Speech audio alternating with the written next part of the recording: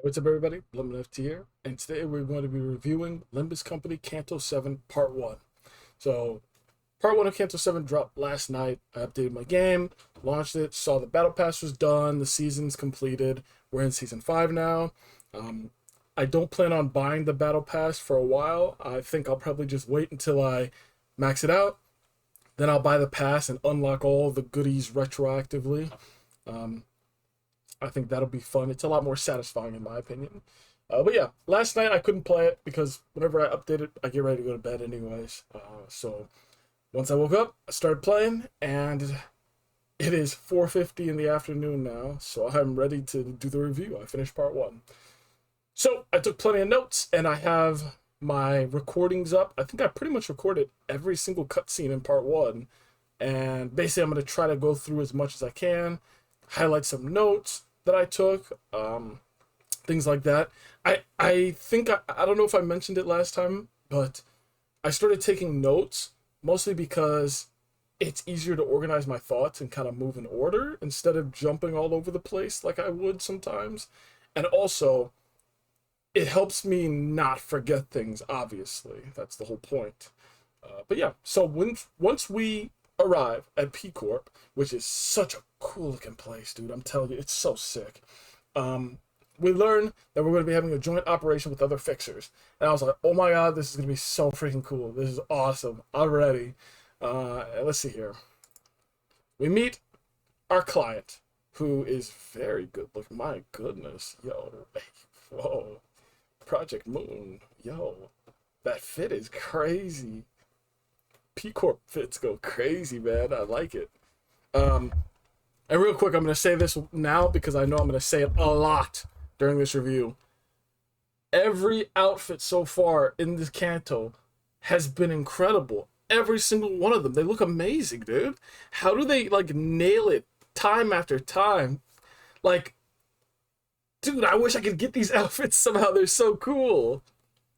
Not so much P Corps. I would if I could. The jacket, the coat is really, really cool. But another outfit that we'll see I want, which we'll get there when we get there.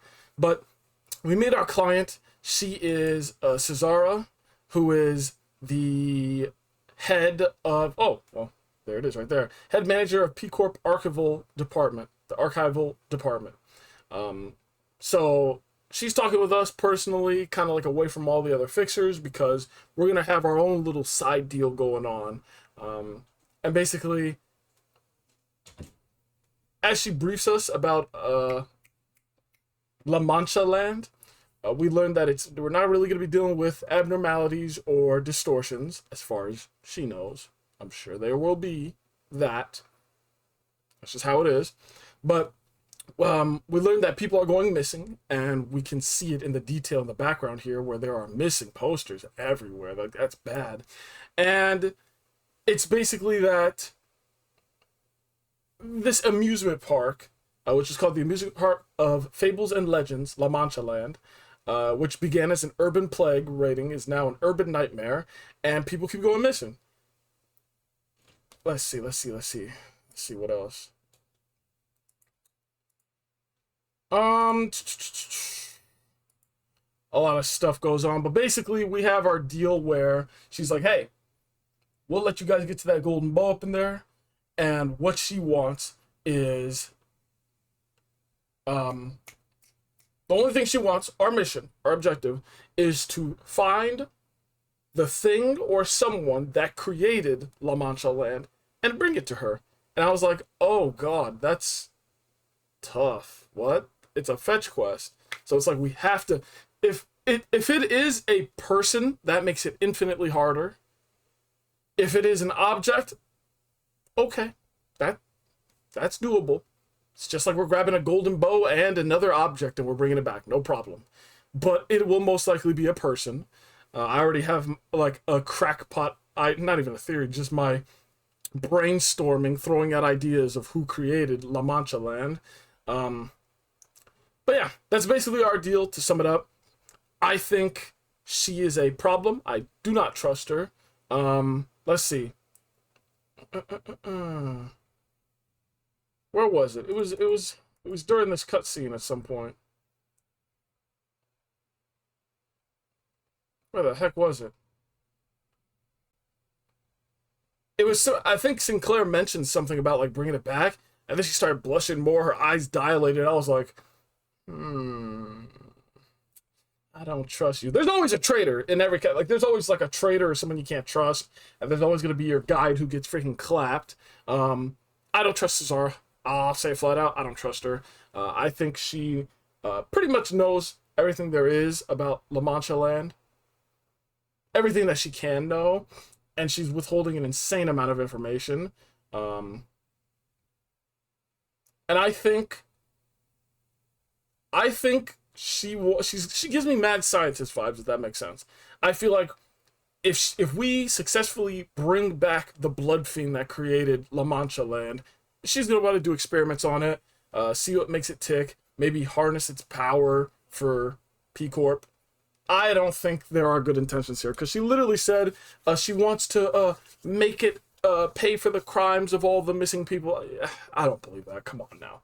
Come on now. And then in the same cutscene, she talked about getting her promotion. I was like, oh, okay. Yeah, you do not care. But yeah, having to bring something back to her is going to make it even harder. Way, way harder. And again, I think she's lying, trying to bring them to justice. But obviously, Don falls for it, because Don is Don. Justice, justice, justice. You know, oh my God. You know, I have to do this for you. So let's see. Let me open up another cutscene. Oh crap, the sound's going. So, ooh, wait, yeah, that's later. Let's see, boom, boom, boom. Yep. I'm trying to like cross off things on my list. Okay, so we get our work visas, and we head out to the back streets.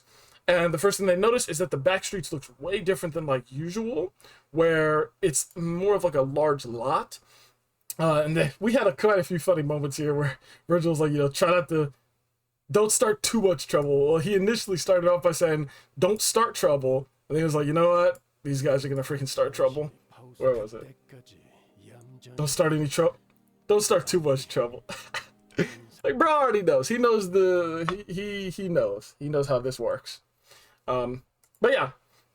We come up in here, and also that background is amazing. I love that background so much, dude. P Corp is so sick. I'd live in P Corp. Fixers, blah, blah, blah. Oh, yeah. So the first guy we meet, over dramatic fixer. Again, really nice outfit. Very, very nice outfit. I like it a lot. Crap, I already forgot his name. I know by the end of it we learned his name, but I forgot his name. I'll learn as we go on. But yeah, he treats us like a noob. Everybody's treating us like a noob. We get this guy who runs up, or sorry, well, he comes after Don does Don things. She runs up to the large group of the fixers, and she's like, oh, hey, we are here, you know? All the attention on me, come here. And then this guy comes up. He is a fixer from the Fang Hunt Association, and he gives us the rundown, basically saying, hey, we're dealing with blood fiends, kid. You know, you're in over your head. Obviously, we, the player, already know we're dealing with blood fiends, obviously. But he's basically a more cocky guy overall, because, you know, he has more experience. He's strong. He has an insanely cool outfit that is so freaking sick. Again, why do they just never know how to make bad outfits? Seriously, Project Moon, you're going crazy. So the guy kind of wants to, like, test our mettle. What the heck? But before that, Ryoshu hits him with this. I was like, oh my God, Ryoshu. And the funniest part was this guy's reaction to that. Like, as much as I would want to avoid entertaining you amateurs, I'll admit, curiosity got the better of me. What did she just say to me? I was like, this guy's great. Sorry, not Fang Hunt Association, Fang Hunt Office. My bad, sorry about that. But yeah, he was like, what did she just say to me? Then Sinclair tags in. Look at this crap. This man Sinclair. Yo! He added in his own stuff. He was going even further. And then she freaking corrected him. It was, shut that flap hole, ugly. Okay, good bait. That was good bait. I bet that was funny. Sinclair's out here like, oh no. Yeah, it's like, come on, bro. You could say it yourself. Sinclair underestimates himself too much. Bro is top one. He's incredibly strong. I'm telling you right now. But for the most part, this area is where we meet all of the associations, the fixers who are going to be involved with this incursion, basically. We are going to do a raid on La Manchaland.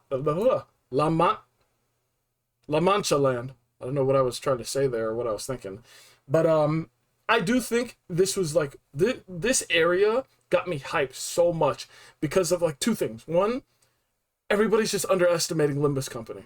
We're starting to make a bit of a name for ourselves, but also we haven't proved ourselves to these guys yet, obviously. So we're just the rookies, you know, we're the, you know, oh, look at these rookies. They think they're all that. They're nothing compared to us. But yeah, this is our chance to prove ourselves. And also, I think it helps because it shows all of these characters, all these different fixers, are most likely going to die. And I think it's going to help a lot with Limbuscompany, and it's going to show the insanity of this event. It's going to be so sick. I'm ready for it. So yeah, once we beat up this dude and his Fang Hunt boys, let's see. Gotta go into the next video. Easy fight, very nice and easy, very quick and simple. Okay, so yeah, the guy's like, I've never seen stuff like that before. Bro's like, yo, ego, what the heck is that? So this guy comes in. Also, like, dude, he's so cool looking. His name is Romero. Yeah, Romero. I got interrupted for a second. I'm back. But yeah, this guy, he comes off as a bit nicer to us, but he's still a scumbag. He still has a crazy huge ego. And let's see.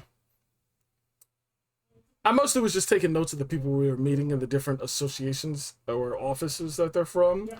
And Jesus, sorry, I got interrupted again. I completely lost my train of thought. We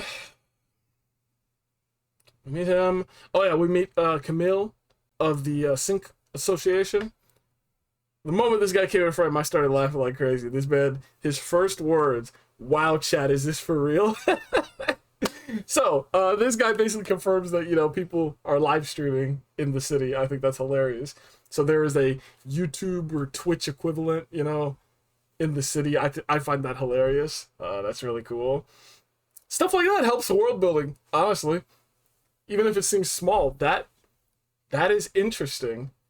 Dude, I'll tell you, with the technology they have, it's so crazy. Because it's like, remember how I told you, like, in the last video or the one before that, where I'm not nearly at the point where I can start indulging in theories in the Project Moon world, the verse, but I remember seeing one on Reddit where someone said that the city is on the moon.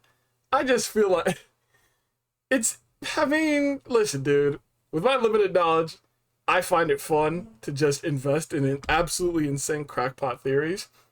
And that's one that I've started to think about a lot. And I'm like, man, I don't know how to prove it, like prove it's correct or incorrect, but it sounds cool. I'd like to think it is true. But yeah, bro's live streaming. He seems like a pushover at first. We obviously find out that he is not. We also later meet, where is she? Oh, there was a funny interaction where Don was fangirling. Poor thing. Let's see. Into the next video. It's the next one. Yes. Okay, so we meet one of the Zwei Association members as well, Paula. Paula is working a joint operation with Sync, and they are specifically there. Well, I can't talk about that yet. I almost just went off track. You see, that's why I have my notes. After seeing her, obviously Don's, you know, geeking out all these fixers.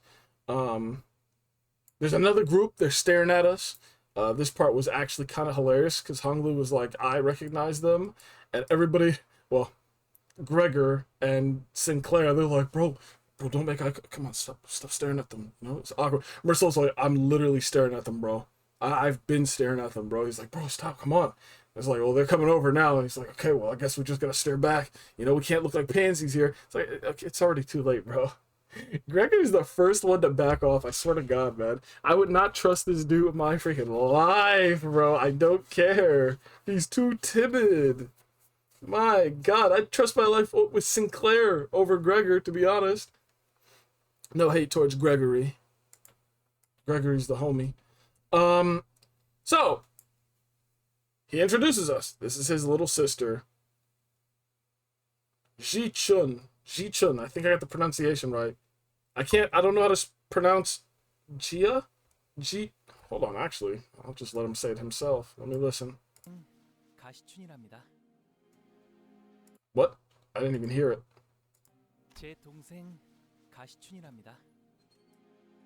Brother, what? He didn't even... Whatever, her name's Ji-chun. I know that part. I can't pronounce... Gia? I don't want to look like a fool trying to pronounce her name. But yeah, his little sister is also here. We get a bit of lore about Honglu's family, a bit more, how they're looking for him. We meet Wei, who is, I guess, seems to be her guardian on this expedition. That's the word I was looking for. I kept calling this an incursion. I mean, I guess it is an incursion. We are raiding Manchaland, but it's more of an expedition. No, it's definitely an incursion. We're invading. We're invading. Come on now. Just because we're invading doesn't mean we're the bad guys, but we're definitely invading the amusement park. So yeah, Wei seems to be... Again, dude, the outfits are so cool. Why are they so freaking cool, bro? Look at these. They're so awesome. Dude, when we get to Honglu's Canto, oh my God, their traditional clothing is gonna freaking make me geek out like crazy. I'm gonna go nuts. It's so cool. Oh my God. So sick. So yeah, they don't seem to like him much. Well, obviously, Ji-chun especially doesn't like him. But he's very humble. He's extremely humble, like in the presence of his family, which is interesting because I definitely feel like, you know, they underestimate him like crazy. I guarantee you he's stronger than like the majority of them. He could probably go absolutely freaking crazy. He's got like a sleeper strength, you know? But he's very humble, and it's very interesting that she's going to be on this incursion with us, or participating in the incursion. It would be interesting if she dies, just for the sake of his future Canto, though. I don't think she's going to die here, which obviously we know. A lot of people are going to die. It's going to be interesting. Let's see. Okay, yeah, this is where I get to the part where I'm like, yeah, the Canto's going to put Limbuscompany on the map. It's going to be kind of like with the library, where people all around the city are going to be like, yo, did you hear boom, boom, boom, boom, boom, freaking Sync, the blood, what the heck was the name of that group again? What the Fang Hunt, the Fang Hunt, Sway, all these groups, they went into the amusement park, Manchaland, Limbuscompany, and Limbuscompany is the only one that came out. Imagine how huge our name would be after that, bro. That's insane. That's actually insane. And just like most situations, I feel like the strength, or like the level, the rating that it has, Urban Nightmare, is a severe understatement. I think it is most likely way higher than that. She literally said it's growing exponentially. But if anything, my immediate thoughts when she said that, I was like, okay, P-Corp is feeding people to this thing. P-Corp is feeding fixers to La Mancha Land. Just sending them in. Hey, here's some money and fame. Go in there. Destroy it. Okay. Dies. All right, let's go again. Keep going. They're feeding it. They are feeding La Mancha Land. That's why I don't trust P-Corp. So yeah, we head into the tent to get our briefing. And man, this part was so cool. I loved this part. I was like, yo, this is awesome. So we head in there, and we see Virgil talking with someone. Let's see. Yep, so she's like, we got a fixer from the Hana Association. I was like, whoa, we got a big shot here. Look at this. Where is she? So everybody's fangirl, and they're like, oh my god, the red gaze? Oh my god, a Hana fixer? Let's see here. Dude, and here's what I want to talk about. The Hana Association outfits are so cool. They are so cool, bro. The white with the black and the gold. It's so cool, man. I want this. I want this so bad. It's so freaking cool, dude. Their coats are awesome. The suit itself is awesome. Absolutely amazing. Nailed it out of the park once again. So this is going to be like our overseer. The main, you know, she's the one watching over us. Her name is Hanul. Pronunciation? Let me hear her say it. Oh yeah, and there's another P Corp member here to give us our direct briefing. His name is Alessio. Again, awesome outfit. It's very sick. Let me listen to her pronunciation, because I'm gonna call her Hanul. Hanul. Yeah, that's good. So yeah, Hanul's here to watch over us. One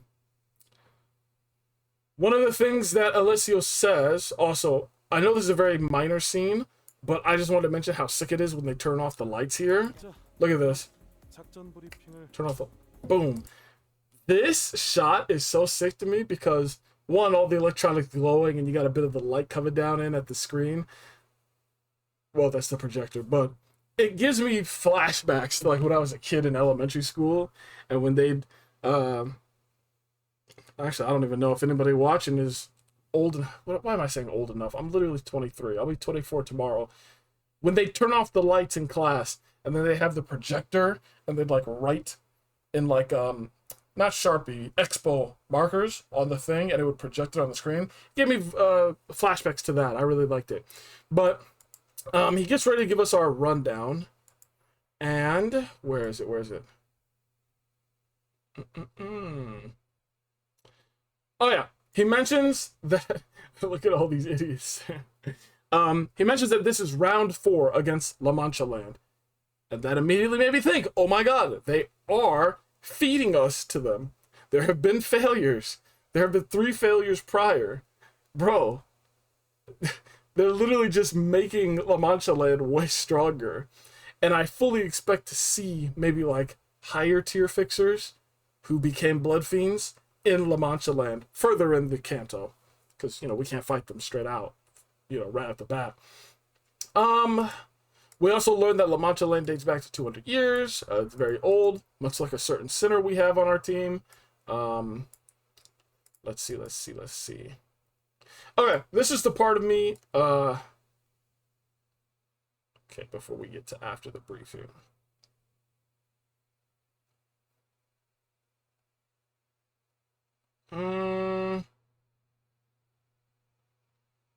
There's a lot more stuff that I could talk about, but I'm not just trying to literally just say what the Canto is all over again. Like, I want to kind of summarize it through my point of view. Part of me wishes that, like, all the fixers who were taking... I wish more of the fixers took the briefing more seriously. I understand that they have their egos and all that, and some of them, you know, their hot shots and all that, but... And I understand some of them are going to be cocky no matter what. They're going to think I don't need the briefing. But I do wish more of them took it seriously, just so maybe I could get a little more attached to them. So when they die, it'll hit me harder. But at the same time, I also like having them be that way. You know, not listening. I'm the best. I'm arrogant. Look at me. Just so when they underestimate Limbuscompany, and Limbuscompany is like the only one to make it out, it's going to be very, very satisfying. But I do hope we at least form a solid bond with one of, like, the groups. Even if it's just one fixer, I don't mind. But yeah, the over-dramatic fixer, he's explaining how the P-Corp buildings are well known for their elasticity, which is why when the singularity formed, or not singular, when Manchaland just spawned, it pushed all the buildings. Oh, you can actually see it. People got crushed, but the buildings didn't break. They just bent. And like, oh, wait, is P-Corp for, like, plastic? Is it, like, a plastic material? And that's why they're, like, well known for their buildings, right? That's gotta be it. Plastic Corp. And that would explain their outfits, kind of like a plastic material, right? Um, but yeah, they also talk of the possibilities of like mind control, where once Manchaland spawns, obviously there's warnings, don't go in there, but for some reason people still ignore it and go in there. So I definitely think they're like manipulating a way to go in there. One of the fixtures mentions the Blood Red Knight. You know, got to drop that in. Little fan service, hinting LOR. They also say that the entire amusement park is made out of blood. And I was like, Jesus, my God. And here's the most important part, in my opinion. The amusement park, once it forms, once it appears, it stays open for only 6 hours. And once music begins to play, there's a music to signal its closing. You have 30 minutes to get out of there, or you will be trapped until its next manifestation. So, they said, like, if you're trapped in there and you don't get out, you're going to be trapped in an infinite fight. Just endless blood fiends until the next manifestation. And that makes me think, okay, at some point, maybe at the end of part 2, I feel like... Okay, this is how I'm reading how I wrote it, and I kind of want to change it a bit. I said, either the Canto will just take place over the course of one opening, so 6 hours, or I would love it. I mean, the Canto would be incredibly long if this happens, but I kind of don't mind it. I would love it if we are still in there, and then it starts closing, and we need to escape. But for some reason, maybe Dawn's already in her Blood Fiend mode, and she stays, right? She stays to wipe out all the freaking evil Blood Fiends, you know? She doesn't like them. She stays to wipe them out. We leave, and now we have to come back the next manifestation and rescue her, right? That would be very interesting. That'd be really, really cool in my opinion, but I feel like the Canto would be unnecessarily long. I still hope so. That'd be so cool. Like, imagine, dude, all the sinners get to see her in her Blood Fiend form, and she's like, yo, leave, I can fight him. And then we come back just to see that she's like, you know, chilling the entire time. She was fighting off endless Blood Fiends with no problem. Especially since we learned the ranking she has, which I will also cover. Well, yeah, I feel like she could have a field day in there if she went all out. Alright. Next. Oh, Zwei and Sync, they are only there to perform a rescue mission, not to eradicate La Manchaland, which is very interesting. They're just there to save one person. And I'm thinking maybe this target will be very important to the Canto in some way. But I also think that Camille and Paula, I believe that those two will survive this Canto. I know that's a bit of a stretch. I think they will, for some reason. Or at least Paula. I think Paula will at least survive. I think them going in there just to save a specific person, it'd be kind of pointless if that person's already dead or a blood fiend. Because then they just die, you know, they fail. It is what it is. But if they're able to save a person, maybe even if they die, they pass that person off to us, and we get them to safety, maybe. But I think they're going to survive for some reason. I have a feeling. At least Paula. Let's see.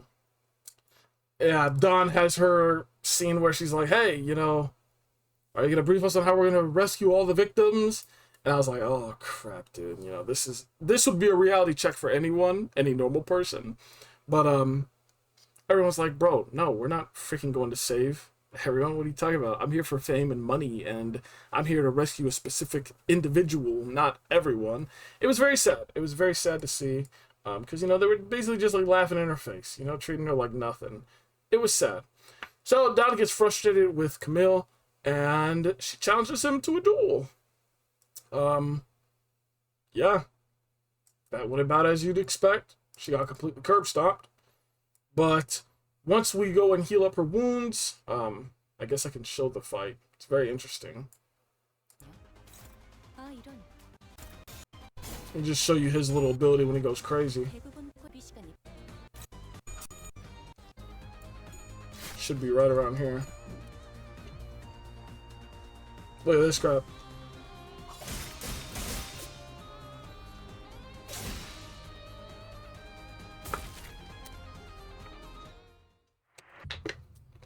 And they gave us an interesting little post-fight scene dialogue. Oh, well, it comes after this scene. But yeah, she loses, and we gotta go take her to the back. They also say, don't do the rewind. Don't rewind the clock in front of everyone else. Just keep that hidden for now. And I was like, you know what? Smart. Absolutely smart. And then once we get in there and we heal her up, we get a personal briefing with Moses, where she tells us some more specific information. It was funny because Ezra was talking about how she got freaking banned from Camille's chat. I was like, my God. But yeah, Moses basically gives us more lore about the Blood Fiends, basically saying she fought an Elder. She fought a... What was it? Was it a second? We learned about the Kindreds. Boom, boom, boom, boom, boom. Yeah, she mentions how she got completely, like, beat, and the Blood Fiend didn't kill her.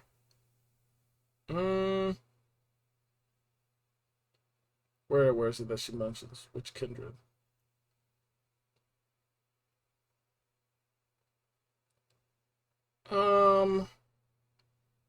She met a first Kindred, which is absolutely incredible that she met a first Kindred and is alive. But she gives us a little bit more lore about it. I think the most important part that she tells us is like their hierarchy. I mean, this could be expected, essentially. You know, blood bags are just the fodder. They're the meals. You got the... Well, I think it goes down, what, 7 or so generations, right? Because Sinclair mentions how we fought a 7th and 6th Kindred. So... And I was like, wow, dang, bro. We fought a 6th Kindred and we struggled that much? Bro, there's no shot we can fight our first Kindred. Well, Dawn's our only shot at fighting our first Kindred. But, you know. So she explains that. She also mentions how they're deathly afraid of water. The lesser ones, which is interesting. I wonder if that will actually come into play. It'd be very neat. Let's see, what else? Oh, this was the scene from the trailer. I advise you against underestimating their bloodlust, because no matter how hungry for blood you think they are, they will be worse. So, a little scary, but it's like, alright, dang, man, okay. Guess we gotta be ready for it. Oh crap, my volume. I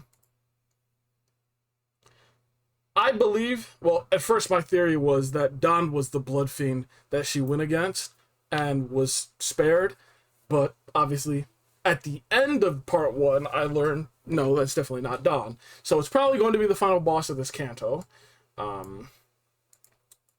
If they're terrified of water, yep. So before we get ready to set out, it's 30 minutes left until it's time to invade. Virgil was like, yo, it's time for the third sinner to wake up. And Honglu, well, Dante's confused about it. It's like, what do you mean? Honglu's like, hey, you know, her eyes. She has the sparkles in her eyes, you know? The dream. She's still in the dream. Everything is great. And he was like, you know, look at my eyes. His left eye, the shine was like going away. It was fading. So I guess that's an analogy to them waking up, I guess. Becoming conscious of, like, reality. And obviously Dawn is borderline schizophrenic. She's a happy being in her own world. And then Virgil, to try to help calm us down, he says, hold on. Where is it? Oh, I took note of it anyways. He says, remember these words, henceforth, whatever happens, Don Quixote will remember the promise. Now that's interesting. What the promise is, I'm curious. Who the promise was with, I'm curious. But I kind of feel like maybe the promise was with Virgil, because later on we get, well, throughout this entire part, we get flashes, the fragments of her memories, and it almost seemed like there was a part where she made a promise with Virgil. He's like, you know, if you want to be a sinner, if you want to be Don Quixote, like, make this promise in a sense. I'm not sure. I still need to look it over. I could be completely wrong. And obviously, if anyone watching this, you know, nailed it, you have theories, freaking tell them. Shoot them off in the comments. Go for it. I don't mind. Help me understand if I'm getting something wrong. I have no problem with that. But yeah, we end up getting assigned to Area 1. Oh, wait. I'm skipping quite a bit. Dang, I forgot to take notes for quite a good amount. Holy crap. Okay, here we go. I'll start this scene off. I went with a charge team. I always feel safe with the charge team. Bit of ramp up. Also, this thing, which we were theorizing, I said I thought it could possibly be a brain, maybe an egg. I guess in a sense it's an egg, because it's spawning it. Kind of, maybe. No. But yeah, this is how it spawns. Very interesting.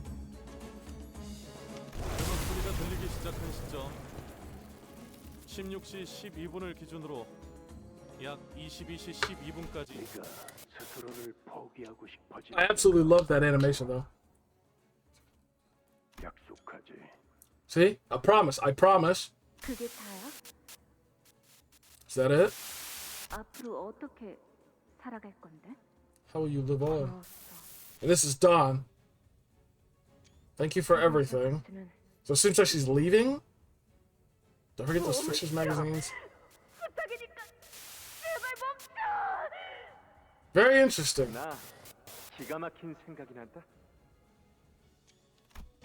Very interesting. So yeah, we get ready. It spawns. Some of the blood fiends come out, or I guess blood bags they would be. Their design, awesome. I love the design. It's very, very sick. And yeah, we start fighting. The fights are easy. I love the background music. I love the backgrounds themselves. I think it's very cool. The music is very unsettling for the theme of it. Kind of reminds me of a W Corp, where, you know, the background is just a mess. It's nasty. It's gory. I love that. But yeah, not much else to really say about some of these battles. They were, you know, they were okay. Nothing too crazy with the gimmicks yet, in my opinion. Nothing has really made me have to stop and think and read things like crazy. But we head in with Hugo. This is the fixer guy, whose name I had forgotten. But we get assigned to Area 1 with him. There are basically 3 separate areas, and you have to progress through all 3 and activate something. And then we will be able to access the final area, Area 4, which nobody has been able to access before. They also mentioned how once Manchaland closes and opens the next day, ooh, that freaking fly. I'll get you next time. All of the objectives are reset. So you got to do it all over again. It's like a messed up game. But basically, we all split. We divide and conquer. Each group goes to their own areas, and we're all supposedly going to activate them either simultaneously or within the same 6 hours, period. So we're assigned to Area 1, which is the easier area, arguably, obviously, because we're the rookies. We're the noobs. Oh, give them the easy one. Area 2 is for Jishun, and Area 3 is for the Bloodfiend Hunters. I'm not sure exactly where Sink and Sui went. I'd assume Area 2. I feel like once we get to Area 2, we're going to meet up with them. Maybe. Yeah, I feel like that's where we would go. I definitely think, though, that by the time we get to Area 3, all the Bloodfiend Hunters are going to be dead. They're all going to be dead. Every person who was supposed to go to that area will be dead. And if they're not, I really hope Romero comes crawling out. Oh my god. Oh my god, it's so tough. Oh my god, they're so strong. Limbuscompany, save me. Save me. Save me, Don Quixote. Doflamingo. Oh, wrong show. Sorry. But yeah, that would be satisfying. I want to hear Romero freaking beg for our help. That would be exquisite. But yeah, we're dealing with Area 1. I also think Don created La Manchaland. Oh, well, I thought that until I learned her rank. So she's likely the child of the creator. But we go in, we're fighting. Nothing really all that crazy or impressive. The designs are cool. We get a map of the area. Let me see. Where's the full map? Here it is. Okay. So we start off in this red area. We're going to move downwards. So I assume red is the first area, and these two are comprised in it. And then we will move downwards to this bluish area, and then this like church-looking area will be part of it. And then we will move upwards to this purple area, which might be like a graveyard, possibly. Well, I'm gonna graveyard be an amusement park, whatever. Roller coaster, the roller coaster. I'm sorry, it doesn't look like an amusement park. Like part of it doesn't look like one. I feel like I see like a church or stuff like that. It's weird. But the third area will be this purple one, which is where the freaking whatchamacallit. I already forgot their name again. The office. The Fang Hunt. Fang Hunt will be in the purple area, and they're all gonna be dead. And then the final area will be smack dab in the center, which nobody has ever accessed before. That's gonna be sick. I'm excited. They also say that there are bosses in each area, like the main bosses. So I'm very excited for that. Obviously, we did meet one already, and he kind of could have just absolutely slaughtered us, but he didn't. But it seems like all the more important Blood Fiends know Dawn, obviously. And they are fully well aware that she is a Blood Fiend, if I'm being honest. Like, they know. They are fully well aware. The Barber, she knows. We meet Sanson. Where is he? Freaking Sanson. Let me find that video real quick.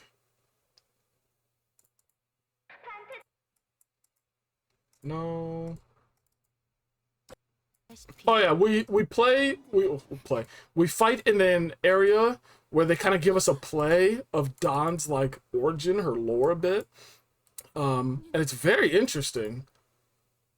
I'm still having a bit of trouble understanding it, but I'm definitely going to watch more so I can try to figure it out. So here he is, Sanson. He is our guide, essentially. And he creates a stage where basically the sitters are actors, and we're like acting out her lore, and it is very interesting. Whoops. Sinclair was the first one. I thought he was going to be the only one, but they got the rest of the sinners in on it too. It was funny. Well, not everyone yet, but some of them. Freaking Rodia is a farmer, a poor farmer. When we need Rocinante, this part cracked me up. We need Rocinante. Where are you? Freaking Gregor, dude. They turned Gregor into Rocinante. That's hilarious. It was cute. Well, it was disguising very deep. I'm sure the story is very tragic, but it's being very well hidden behind cute animations and comedy. The music is great. I love the music. The music is fantastic. Again, they never fail on that, ever.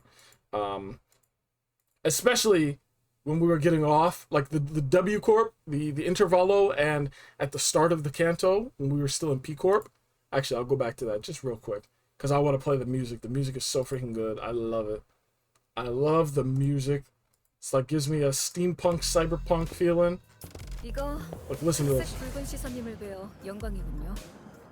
I love the music, dude. And again, the aesthetic is just so cool. I freaking love it. I wish we spent more time here. Bro, she's so hot. God. Why does she look so good? What? Bro. That plastic is crazy, bro. Just... Sorry, I need to control myself. Back to it, though. Basically, Sanson does his thing. He makes us relive her freaking lore. Where is it? I don't know if this fight was supposed to be difficult or not. Like, quite literally, I didn't fail a single time in the... Ooh, dang, that's loud. I didn't lose a single sinner in any fight so far for part 1. Freaking Otis. So we go to a cave, fight a bear. Freaking Heathcliff is the bear. Again, I love the little, like... It looks like a cardboard cutout. I love that. When I was looking at his abilities, his passive, something stood out to me. Where is it? Scroll down, come on. Big and scary. In a clash, the opponent just might lose 1 SP. maybe. I was like, maybe? What do you mean, maybe? But yeah, the fight was easy. Beat it first try. Not really much to say about it. I kind of wish it was harder. Because after this, I was expecting something else. Because even homegirl, what's her face? Where is she? Where is she? Where is she? Hold on, I need to find her fight too now. Where the heck is she? Sorry. Okay, here it is, right here.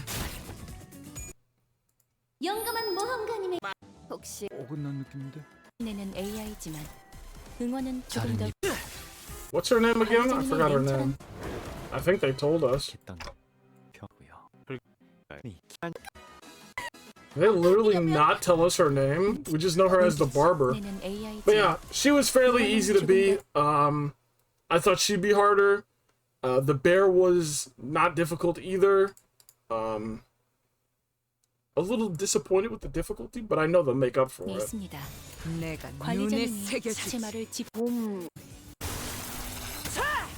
Left him on 1 HP with Otis.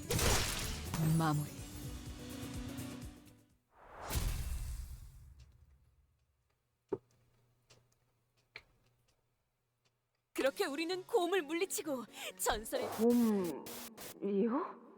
그런 거 마음만 먹으면 솔직히 3초 안에 그렇게 시시하게 끝내는 것보다는 답게 싸워야 하지 않겠느냐? 응?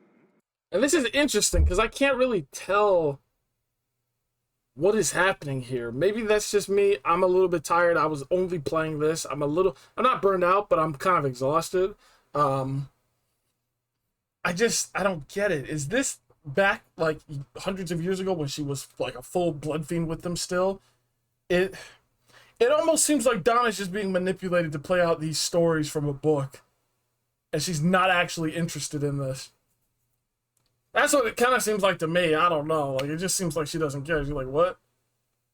A bear? Really? Like, she seemed disappointed. A freaking bear? 어떻게 된 거야? But yeah, the sinners realize, yo, we got literally mind controlled. This guy probably could have absolutely slaughtered them. He's like, I'll let you pass. Go ahead. Go forward. So yeah, we head forward. It seems like he harnessed the power of the golden bow somehow, which is also extremely dangerous. They're like, we should steer clear of that blood fiend. So, here we go. This is the important part. Dante didn't have the courage to tell them what they've been thinking the whole time. Here's the review. The Don Quixote, the hero of the story in which he vanquished the bandits and protected an innocent village. That Don Quixote, whose eyes twinkled with sheer excitement at the thought of taking down La Manchaland, will eventually be forced to spill before every sinner.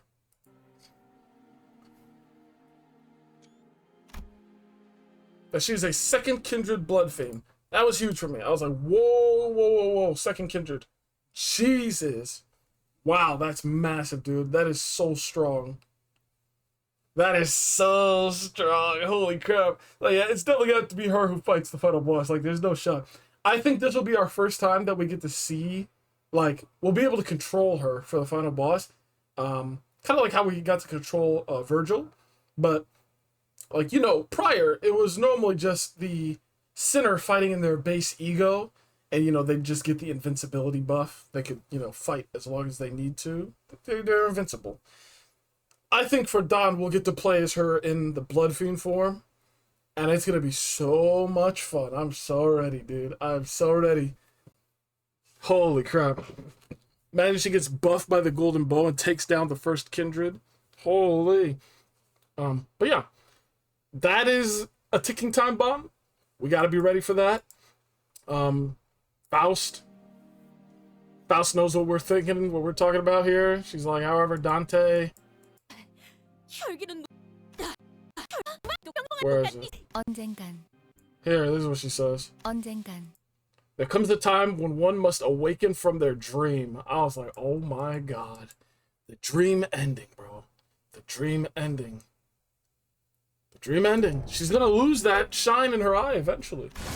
And that was the end of part 1. Very, very awesome. Alright, I switched over because I want to do my account review. But as I was saying a second ago, this first part was awesome. I'm captivated. It's got my attention. I'm taking notes. I'm listening to the story. I'm keeping track of everything. It's awesome. I'm loving it. I love this approach to us getting the golden bow, because the golden bow almost feels like a side story at this point, you know? It feels a bit like it's taking a back seat here because everything else is a little more pressing. But man, I'm so excited. I'm so excited. All my thoughts and theories I already said. But yeah, I'm very, very, very excited. Real quick, I'm gonna use the bathroom and then I'm gonna come back. We can do the account update. All right, I'm back. So, as you guys obviously know, season 4 ended. Right before it was about to end, I decided to spend all my crates and just get as much crap as I can ranked up for the new season. I know, like, what, half of it carries over, but I was like, why? Why should I? So, first things first, my friends list, my account, my code, all that good jazz. 36 out of 200 friends. Feel free to add me if you'd like. I will accept any friend request. I don't really care. Let's see. We'll start with you saying, I believe I took my blade lineage up to uptype 4. I took the ring to uptype 4. The reason why you'll see this with a lot of my IDs. Farming XP is a pain, which they did kind of improve with this update. It's going to be easier to go from 45 to 50, but still getting from 1 to 45 is a nightmare. I hate it. So normally whenever I take IDs up, I'll take them up to uptype 3 bare minimum. So when I use them in memory dungeon normal, I can just have fun with them maxed out, you know? It's fun. The uptie is the only thing that I really need to do. So uptype 4 blade lineage, uptype 4 the ring. I think that's about it. I think I took Bygone Days up to uptype 2, just on like the passive. Faust, I took Multi-Crack Office up to uptype 4. Nothing else here with the ego. Dawn, I didn't touch her at all. Didn't touch her ego at all. Ryoshu, I don't think I touched her at all either. Yeah, I didn't do anything with her. Mersault, I took Daichi up to uptype 3. That's about it.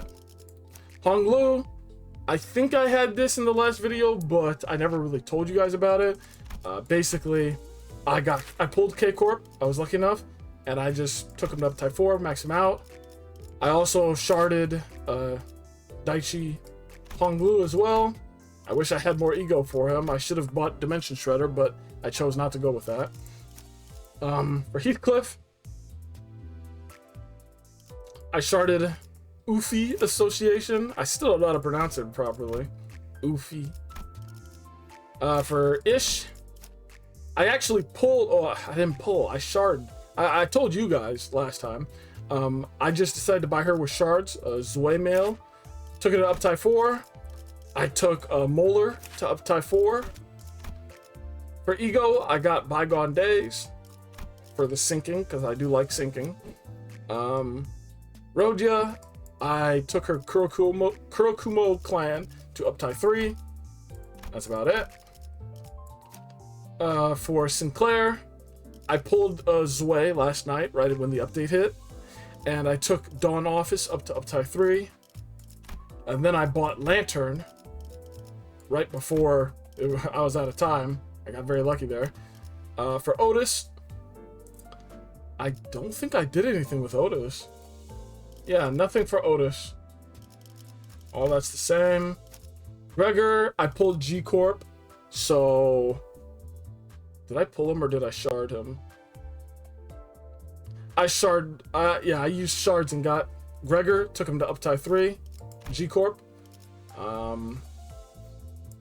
Yeah, that's about that. So those are the changes there, the major ones. Lag. But yeah. I don't know if I'm gonna pull for. See, here's the thing. This is what bothers me. Listen, I'm not like a big meta guy, really. I just pull whatever looks cool, and I take up whatever looks cool to me if I have the resources. But when I compare this Mersault to my other Poise Mersault, Blade Lineage, I'm like, why would I grab that? The other Mersault, he has Rupture, and I don't really like Rupture. Yeah, this one, Blade Lineage, doesn't have Rupture, but bro hits like a freaking monster. So what the heck does this give me that he doesn't give me, you know? I don't really see a reason to pull for him, or especially shard him. Clear out Kathy, I got everything from that, cleared that out. Canto 5 cleared it out except for this one. I'm not gonna get it, I really don't care. Season 2, I'm not getting Sun Shower. Don't need these molar ones, not interested. Season 1, I'm still kind of holding out on a little bit. I do think eventually I'll get at least Chef and the one who grips, Sinclair. But obviously Walpurgis, I got nothing. The basic one, I just leave that, not really touching it. You know, screw it, just to celebrate getting through part 1, I'll pull on this banner. Am I about to waste 1,300? I don't feel good about this one.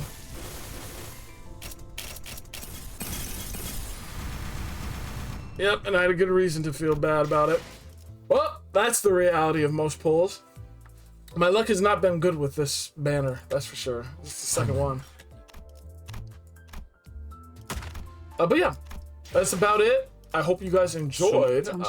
I really enjoyed that. Jesus. I really enjoyed the first part. Again, leave any theories you have in the comments. I will entertain you. I will read them. I will comment on it. I may or may not talk about your theories in the next review video. I know I do that with the anime that I watch, but it's kind of maybe not. We'll see. But yeah, I'm loving this so much. I'm excited. Yeah, I guess that's about all I've got. Cesara, best girl. I hope you guys enjoyed. Thank you for watching, and I will see you next week. Later.